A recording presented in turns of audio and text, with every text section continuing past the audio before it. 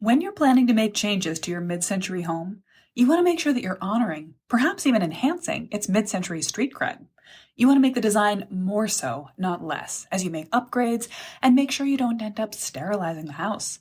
But before you can make good choices to keep the mid-century spirit alive and well, or build in the fun details that might always have been missing, you need to have some idea of what makes a building's design mid-mod.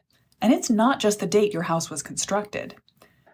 To that end, this month we're going to spend some time talking about the cornerstones of mid-century design, what materials, layout choices, design moves, and underlying principles make a house look and feel mid-mod. Are you ready to go over them? We're kicking off today by talking about asymmetry. Hey there, welcome back to Mid-Mod Remodel. This is the show about updating MCM homes, helping you match a mid-century home to your modern life. I'm your host, Della Hansman, architect and mid-century ranch enthusiast. You're listening to episode 1501. Happy December, my mid-mod friend. This month, I'm bringing you a blast from the past, a series of design talks I gave on Instagram one summer. I originally developed this series to be delivered 5 days in a row, so you'll occasionally hear me saying tomorrow or the day after that. Just translate in your head to next week and the week after that, if you will. It'll save me a whole bunch of audio editing. Each week this month, we'll be covering one of these 4 cornerstones. Grab the free resource that goes along with this topic at the show notes page at midmod-midwest.com/1501, or go directly to the source and grab it from midmod-midwest.com/cornerstones. One more thing before I hand you off to past Della. This week is the perfect week to set your 2024 remodeling plans in motion by reaching out to work with Mid-Mod Midwest. I know, you might have been putting this off for a while, but make it happen right now. Here's what I want you to do.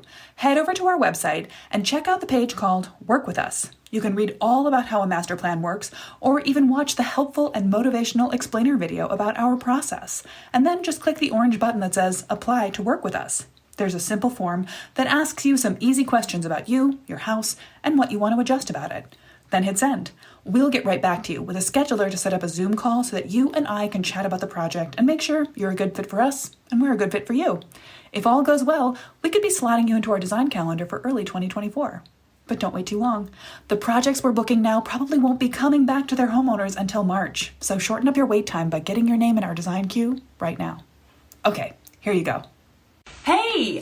Welcome! Today we are talking about the cornerstones of mid-century remodels. That is, design principles you can use to make sure that if your house is already mid-century and you want to make changes to it, that the changes you make won't diminish its mid-century quality. Also, I did a poll in my story earlier today, and about 60% of people who responded were in that category, but about 40% were also in the category of, or were instead in the category of, they live in a house built in the mid-century era, but it doesn't have as much of its mid-century quality anymore. How can you put it back? The same cornerstones apply. So we're going to be here all week. I'm going to be here all week talking to you about these principles. We'll go one per day. Today we're talking about asymmetry. Tomorrow we'll be talking about how to use simple, playful mid-century shapes. On Wednesday, we're going to talk about the mix of materials that suit a mid-century house. And on Thursday, we're going to talk about flow between spaces, that ineluctable essential quality of mid-century design.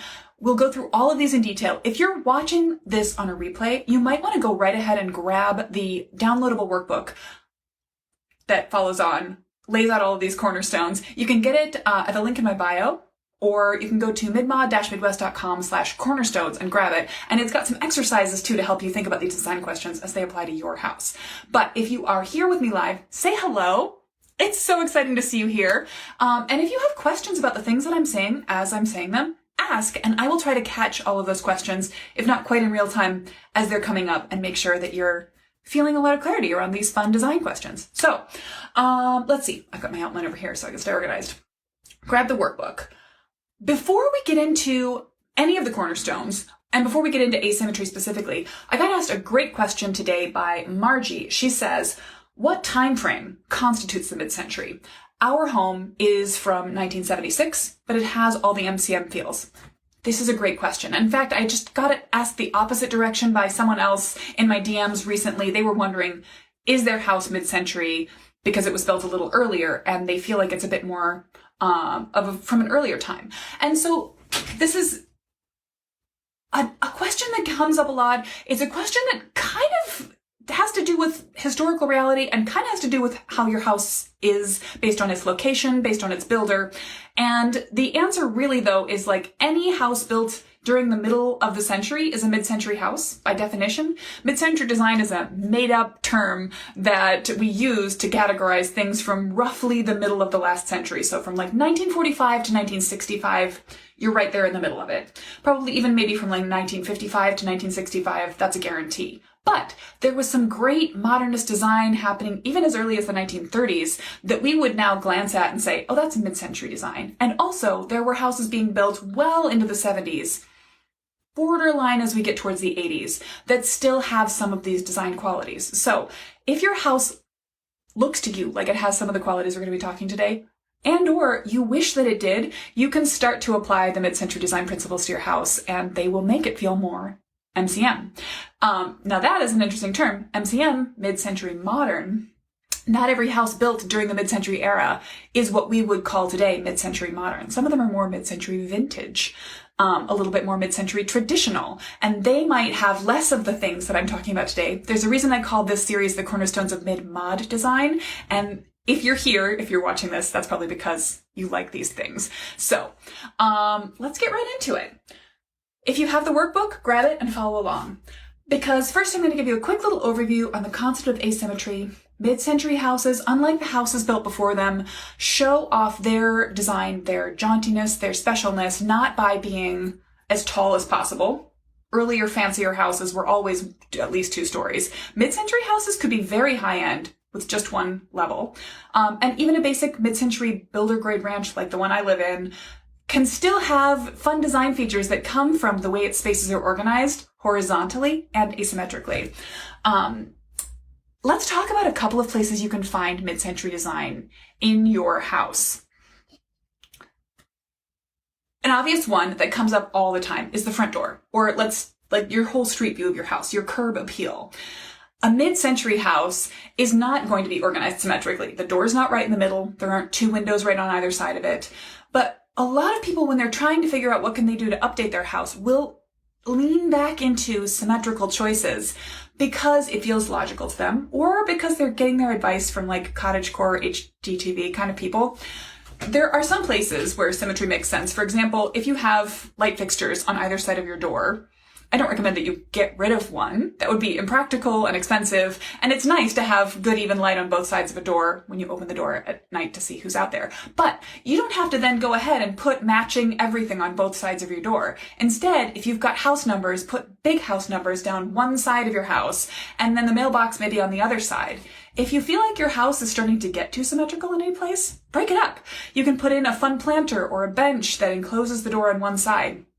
You can start to think about, how do you personally approach your house? From which side? From which direction more often? How do most people come up to your house? What's the connection between your front door and, for example, your driveway? In the Midwest, when there's snow on the ground, we tend to approach front doors not from the sidewalk, but up the driveway and across that little sidewalk. Thinking about people's approach to your house and then sort of creating wrapping and closing effects with your front door with the asymmetry of it can be a really powerful design move to make it feel jaunty, playful, and purposeful. If you've grabbed the workbook and if you watched the introductory video that I've got, I linked to it in my story earlier today, you'll know that one of the important ways to make asymmetry work for your house is to lean into it hard enough to look like it's on purpose. Nothing is more uncomfortable than to feel like someone tried for symmetry and missed. So you really want to put like a big thing on one side and a long horizontal thing on the other side of your door. If you're going to have light fixtures that match, you want to do something else that really doesn't to make sure you're doing this in a really intentional way. If you've got questions about asymmetry in your front door, ask them. But I'm going to move on to another space. How about in the living room? You may or may not have any of your original mid-century features in your living room, but if you're lucky enough to have some, you might have a gorgeous mid-century hearth decorated in tile, brick, or stone.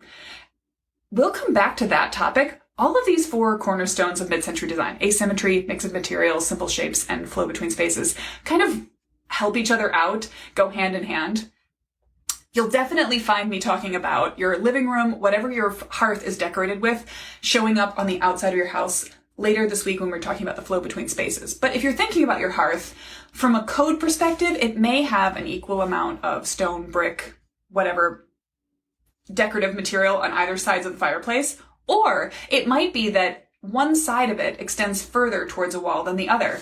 There's the asymmetry playing in. If you do have an evenly spaced amount of, sort of the minimum amount. In my house, I have the minimum amount of stone on both sides of the hearth opening. You can still play up asymmetry by putting a tall vertical element, a row of built-in bookshelves along one side. Figuring out which way the room wants to lean is an important part of deciding how to make asymmetry work for your house. And this is actually one of my favorite things about how asymmetry works in mid-century design. It's casual. It's livable. Symmetry is very formal. And if you come into a living room where every item matches its paired item on the other side, it starts to feel more like something you're looking at rather than something that invites you to come in. Instead, if you arrange your living room with furniture that's sort of creating corners, it makes you feel more like you can come in to one of the open spaces. You can sit down on a sofa that might wrap in an L, or sit in two chairs that face towards a window. These things are going to make it feel more casual, more inviting for you to be part of it. Uh-oh, I'm having a little bit of lag in my video, so fingers crossed this all works out. I'm going to carry on assuming that Instagram is going to catch this for me, and if it doesn't, we'll start over. Let's see. Other spaces you might find asymmetry. In the bedroom.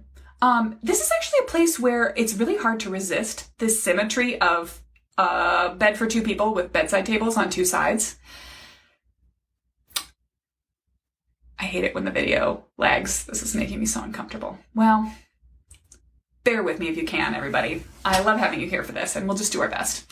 I think, though, mid-century bedrooms are often very small. It was not really considered to be like the giant master suite, or the owner's suite wasn't really a design priority in that era. So if you're trying to make the most of your space in a small bedroom, you can't lean too hard into symmetry. Sure, you probably each want to have a bedside table, but as soon as you get away from that, you want to think more about the flow of the space, about the way your storage units are going to happen, and let the room, again, figure out sort of what are your two primary walls? What's the enclosing corner of your bedroom? And then build the room out from that space. All right, you guys are saying it's coming through okay, so I'm going to assume the video is just lagging at me to make me anxious, but I don't care about it because I just want to talk to you about design. Here's the last space I want to talk about how you can find asymmetry in your house and how you can make asymmetry in your house. In your exterior outside rooms. We talked about the front of the house, but one of the spaces I love most in a mid-century house is the way that it responds to its backyard. Mid-century houses were about casual flow and living. The sort of iconic avatar of a mid-century cool mid-mod house is a California sort of flows straight out to the backyard, possibly to a kidney-shaped pool or patio space. In those houses, part of what makes them so great is that there's not just a cliff wall edge of house, even if it's, dissolving it into glass, there's some sort of wrapping, enclosing element. And so most mid-century modest houses like mine were a simple rectangle when they were built, usually facing the street. They've got bedrooms on one side, social spaces in the middle, then a garage, and they have, sort of basically a horizontal edge at the front of the house and a horizontal edge at the back of the house to the backyard. But what you can do to make your house so much better, and what may already have been done, it's very common interperiod addition, is to have some part of the house start to push out towards the backyard to create another one of those enclosing L-shaped spaces. Humans have a deep psychological need to feel enclosed. We just like to feel like we're protected. We've got our back to the wall, but not just to a wall, but to a corner. In a good way, like no one's going to get you from behind, and maybe also slightly from above. And if you can create a sense in your house with a small addition, a screen porch, an extra bedroom that comes off in an L shape from the house, the space enclosed in that L is incredibly good space. It's incredibly powerful, fun, welcoming space that just kind of invites you to step outside and then step down into the yard. Having that flow is the most powerful thing you can do in terms of layout and floor plan changes. Now, I'm going to be talking so much more about the way to create a really welcoming, a really inviting outdoor space at the Mid-Century Design Clinic that's happening, a week from this Saturday on August 6th. And I really encourage you to be there if you want to. It's going to be 2 hours long. We're going to, in real time, walk through the process of designing your mid-century deck patio replacement, remodel, addition, as it is, and we'll go through the steps of the master plan process while we do it. But basically what I want everyone who comes to that workshop to get is that asymmetrical designs is one of the most powerful moves you can make in the floor plan of an outdoor space, because it kind of starts to create these layers where you're invited first to step out onto a patio, out onto a deck, perhaps at the same height as your interior space, then maybe down onto a patio, then out into the yard itself. And as you have this sort of enclosing step down space, you start to feel like it's all just layers of your home. Even your yard is your home. And that's one of the power moves of mid-century house. Even here in the Midwest, where we can't throw open the windows to bugs, to winter weather, to everything, throw open the walls of the house and just dissolve the space between inside and out, we can still create that effect.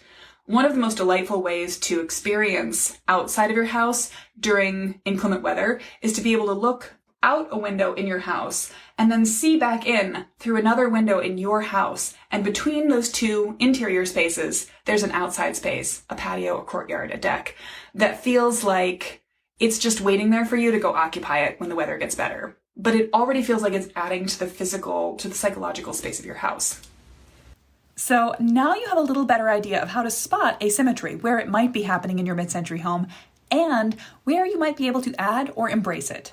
That balanced but not symmetrical effect is key to differentiating your mid-century home from the cottage-style homes that came before it and are so popular on the design shows of HGTV right now. But those aren't the right choices for our homes. If you're thinking about floor plan changes, if you're thinking about how to make an addition, I want you to know that you can let it be easy. Let it work for you the way you want to live your life, rather than worrying about, oh, I can't put an addition here because there's nothing on the other side. That could be a good thing. Think about how you're going to create enclosing corners inside your house's edges and around your house to really empower yourself to keep the mid-century jauntiness, that mid-century sense of playfulness in your mid-century era house, or put it back when you remodel. Grab the Mid-Century Design Cornerstones workbook, or just find the transcript and other resources from this episode at midma-midwest.com/1501. And don't forget that this is the perfect week to get yourself into the design queue for Mid-Century Master Plan for next year. I will find some places to add interesting asymmetry to your home for you. Next week, we'll be talking about how to choose and effectively use the right mid-century shapes for your house, and how to make great material choices the week after that. Stay tuned. Catch you next week, Mid-Mod Remodelers.